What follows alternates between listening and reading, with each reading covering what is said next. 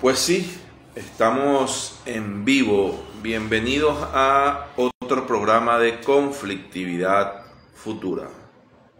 Como todos los domingos, 9 de la noche, y los cito en esta ocasión para hablar un poquito del conflicto de Rusia y Ucrania.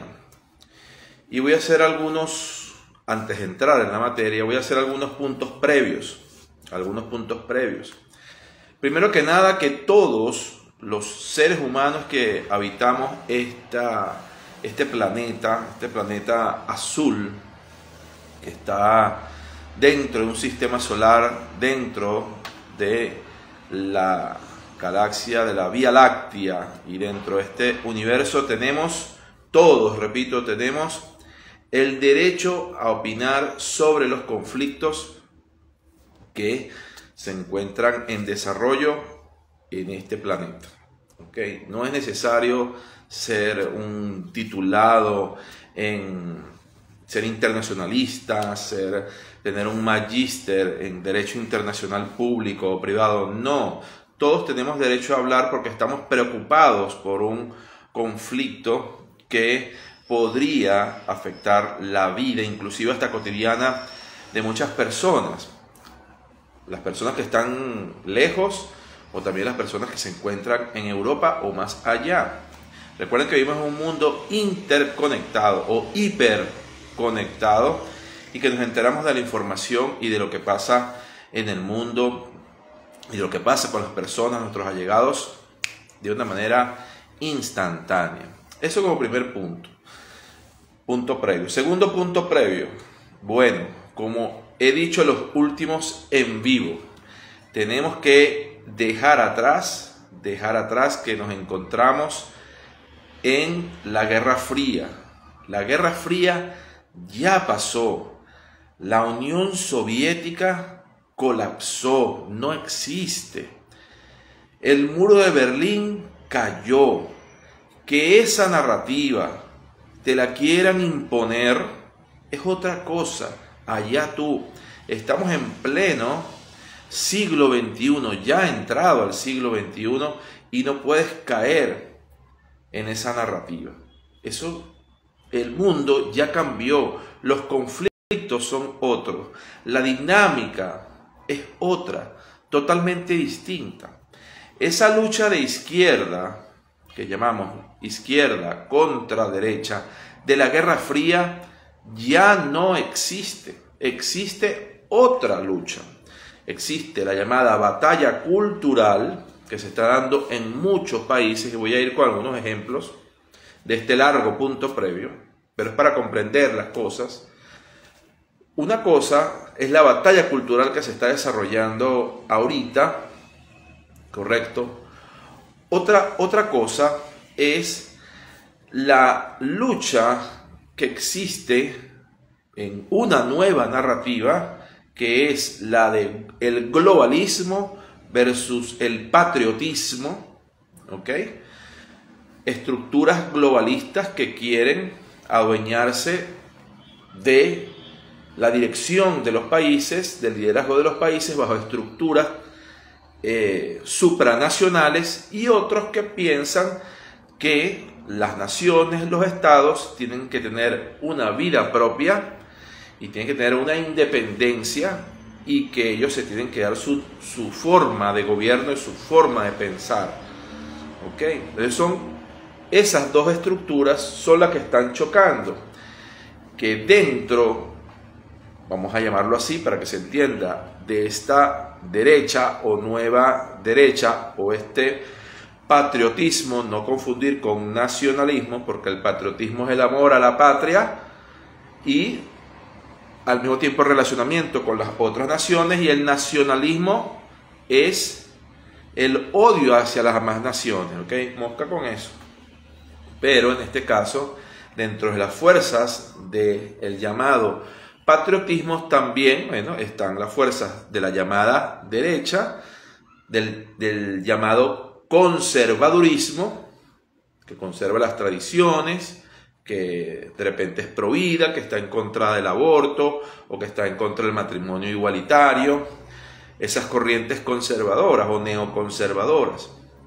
Y del lado del globalismo o también llamada la agenda globalista, se encuentran otras fuerzas. Se encuentran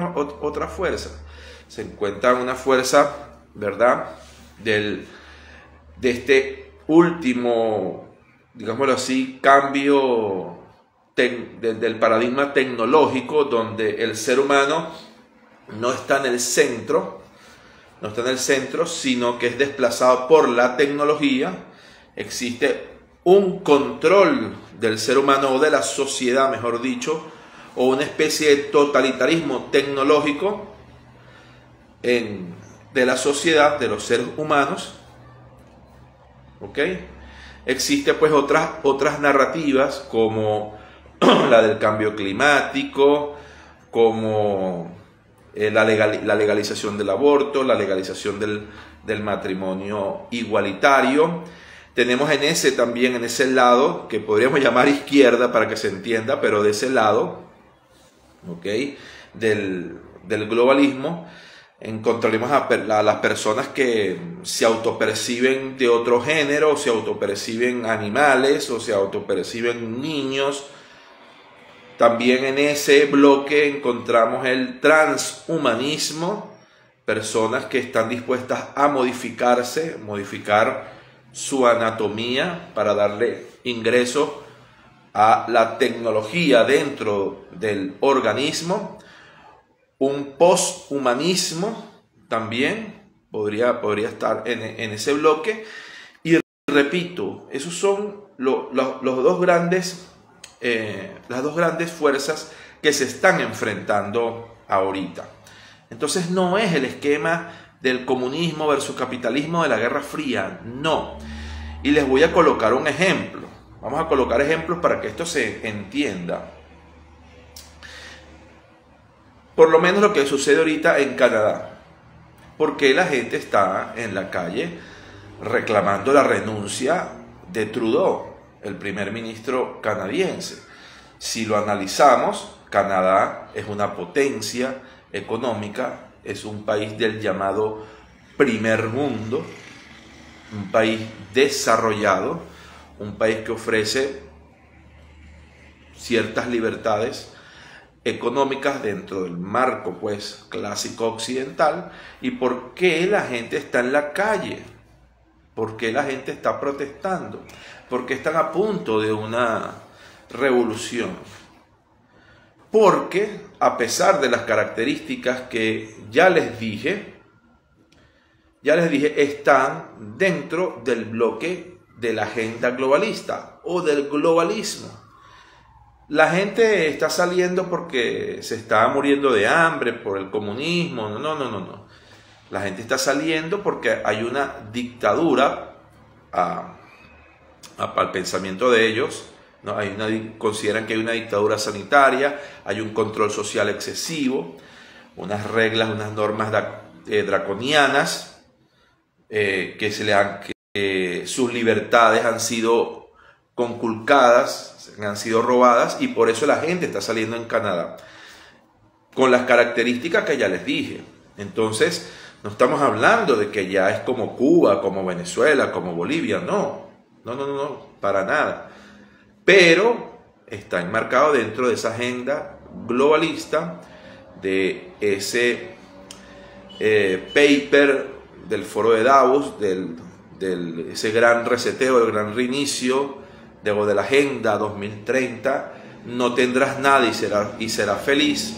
Ese es lo que dice el foro de Davos y su gurú, su líder, Klaus Schwab. ¿Okay? Entonces, esa agenda globalista forma parte de eso. Y fíjense, otro ejemplo hacia el otro lado, hacia la derecha, digámoslo así para que se entienda, o hacia el lado del patriotismo. ¿Okay? Ojo, en Canadá, democracia, elecciones, libertades. Y vemos que Vladimir Putin recibe en el Kremlin a Jair Bolsonaro. Me da risa porque una persona me llamó, porque bueno, siempre está pendiente de de los contenidos que hago, y me dice, pero ¿cómo es posible esto? Pero ¿cómo Bolsonaro, que es un hombre pro mercado, pro libertad, se va a reunir con un comunista como es Vladimir Putin? Ahí es donde se equivoca, y es el punto previo que estoy desarrollando.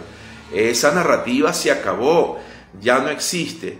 ¿Y por qué Vladimir Putin le da la mano a Jair Bolsonaro, pero le da la mano de verdad, no como en la reunión con el presidente francés Macron, que lo colocó en una mesa súper larga al otro extremo? Y no hubo contacto. Porque Jair Bolsonaro y Vladimir Putin son antiglobalistas, anti-agenda globalista. Son conservadores, son de derecha. Sus principios están en contra del globalismo, no están de acuerdo con el matrimonio igualitario, el matrimonio homosexual, no están de acuerdo con la legalización del aborto, son pro iglesia, son conservadores de derecha. No es que Putin es comunista, porque, repito, la Unión Soviética ya se acabó, por favor. Entonces se dan la mano porque tienen características en común. De igual manera, cuando Donald Trump era presidente de Estados Unidos, también había una afinidad entre Putin y Trump, porque ambos son líderes conservadores, de principios conservadores, de derecha, correcto. Entonces, más o menos ahí se puede explicar cómo está, cuál es la batalla que se está dando en el mundo, más allá de eso que dejamos atrás y que no voy a repetir nuevamente, sino que ya verán la repetición.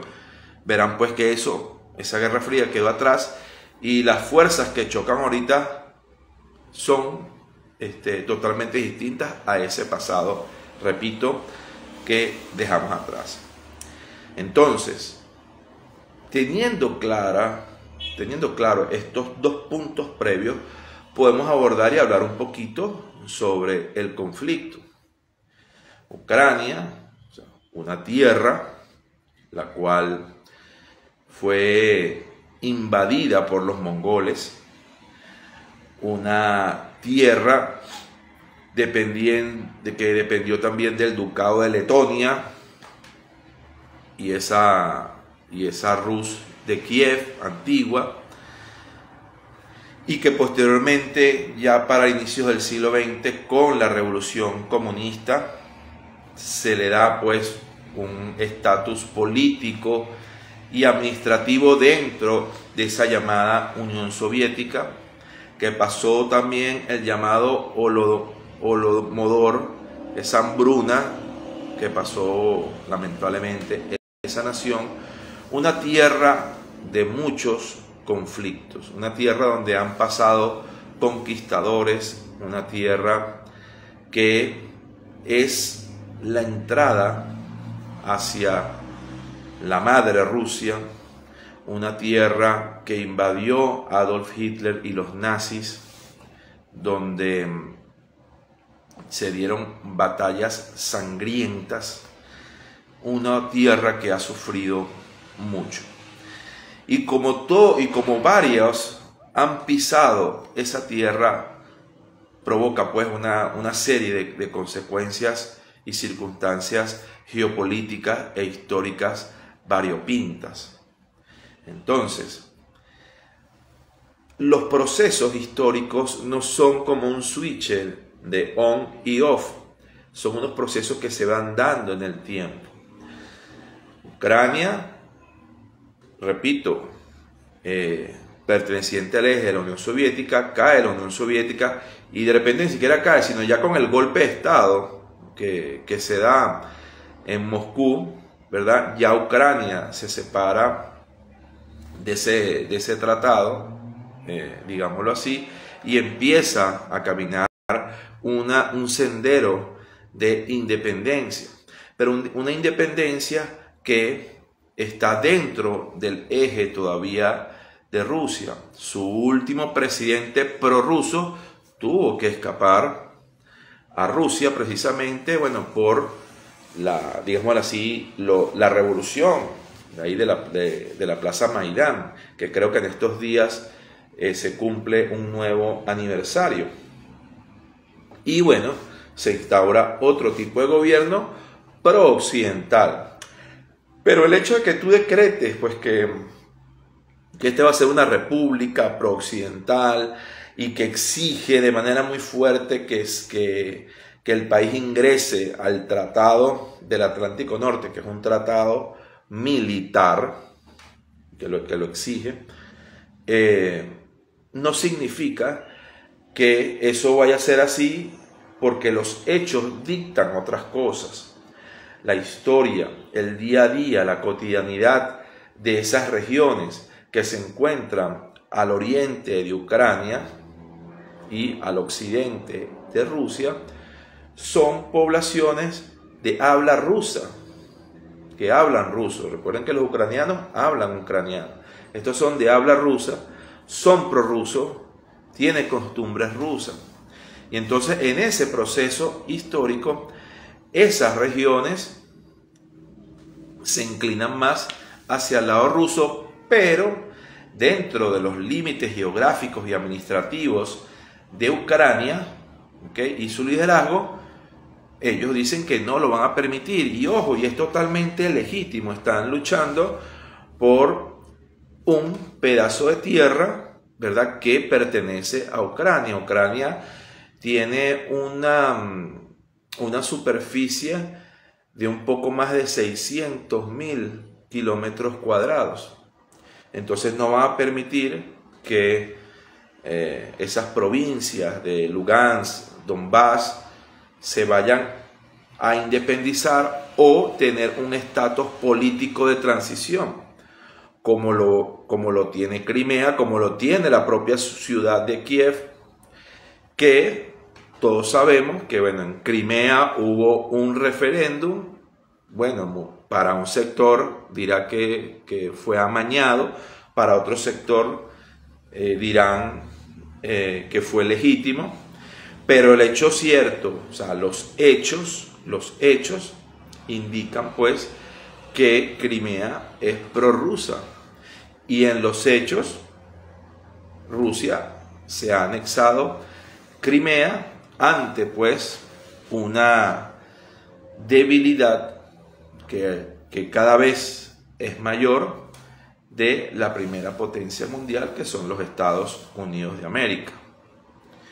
Mientras Estados Unidos de América en los hechos demuestre que no puede ser el policía del mundo, en esa misma medida perderá influencia, y los otros países secundarios, como lo es Rusia, bueno, tomarán acción al respecto y se anexionarán de manera paulatina esos territorios que ellos dicen que son de ellos, o les otorgará unos estatus políticos y administrativos, pero todos sabemos que serán de transición y van a ser anexionados en el futuro. Igual pasa con la China, que reclama Taiwán, reclama Hong Kong. Bueno, Hong Kong ya es de ellos, según el tratado con los ingleses, pero desde los hechos, Hong Kong, bueno, tiene una vida pro-occidental, pero ya han ocurrido los disturbios, pero China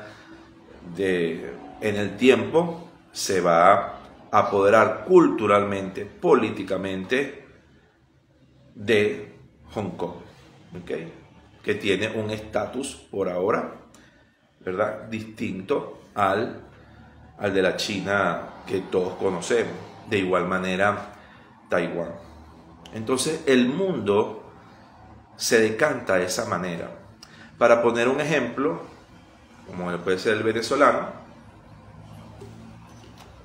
es como que si tú le preguntaras a cualquier habitante del estado Táchira si qué preferiría ahorita, o sea, ahorita febrero 2022, ¿tú qué prefieres ser?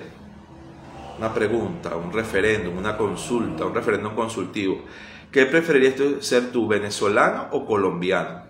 De repente te dice colombiano, por una circunstancia histórica que de repente está ocurriendo ahorita, una circunstancia de crisis económica. Piensa que, bueno, es mejor que Colombia anexe los estados andinos venezolanos, de repente que anexe el Táchira, que anexe Mérida, que anexe Trujillo, que anexe parte de Apure, que anexe parte de Barinas, ¿verdad? Porque esas personas desean ser parte de Colombia, digámoslo así. Y bueno, y el Estado venezolano, independientemente de quien esté gobernando, si es la izquierda, la derecha, los chavistas, los X, lo que sea, tratará de defender esos territorios porque dirán que, bueno, pertenecen a Venezuela. Pero las personas que están ahí hablan de repente ya con un acento andino, un acento colombiano, ya manejan la moneda, no los bolívares, sino los pesos colombianos. Ya desde el punto de vista cultural escuchan otra música, siguen otros líderes, inclusive desde el punto de vista del entretenimiento siguen a otros artistas, desde el punto de vista deportivo siguen a otros equipos de fútbol, de béisbol, lo que sea. Entonces así se va confundiendo a través de la cultura, a través de los hechos históricos, las fronteras. Entonces, con este ejemplo, ¿verdad?, quiero ilustrar un poco lo que pudiera estar pasando en esa frontera entre Ucrania y Rusia. Son elementos, repito, históricos. Son elementos que hay que estudiarlos, hay que ponderarlos y hay que analizarlos desde ese punto de vista. Repito, no es un blanco y un negro, como salimos aquí, que a veces siempre salgo con la corbata negra y la camisa blanca y mi fondo negro. No es así. Hay una serie de matices, hay una serie de colores que se pueden analizar. Repito, desde esos dos puntos previos que le acabo de decir. Primero, la Guerra Fría ya pasó, el comunismo soviético ya cayó, el muro de Berlín ya es historia, y que la nueva narrativa, que la nueva dicotomía, la nueva lucha que se está dando ahorita es entre el globalismo y este llamado patriotismo, y que dentro del globalismo se pueden encontrar liderazgos o países democráticos, liberales, de libre mercado, y que del lado del patriotismo se pueden encontrar estados y líderes democráticos, liberales, pero también estados de corte autoritario, pero que la línea central es el conservadurismo, que son conservadores. Ojo, el conservadurismo no es una ideología, ¿ok? No es una ideología, mosca con eso. Me gustaría que consultaran al respecto sobre todo esto, que consultaran esto, que investigaran sobre esto. Aquí en Conflictividad Futura lo que hacemos es dar unas líneas para que ustedes vayan desarrollando. De igual manera, tenemos un canal de Telegram donde artículos de interés que nosotros podemos apreciar, que leemos, los colocamos en ese canal de Telegram para su lectura y eventual discusión. Aunque la gente no está muy dada a eso, hacia estos temas, pero bueno, nacimos en otro planeta, somos extraterrestres. Tratamos de hacer este tipo de contenidos que nos parece relevantes y que no salen en los canales o en los portales noticiosos convencionales, sino que siempre tratamos de ofrecer este tipo de contenido no convencional, disruptivo, desde el enfoque de la verdad. ¿Ok? Recuerden que la verdad es totalmente subjetiva. Estamos en el mundo de las percepciones. Y esta es nuestra humilde percepción y que está sujeta a debate.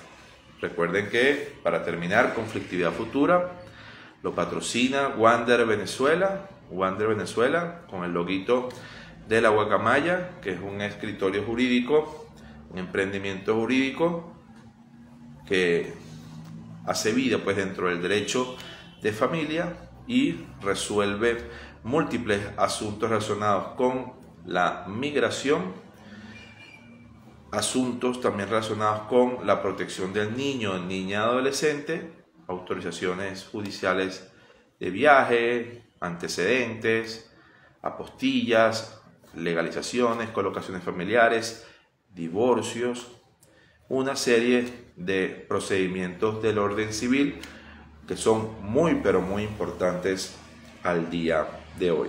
Espero que les haya gustado esta brevísima pero importante para el momento disertación y nos vemos el próximo domingo, Dios mediante. Saludos.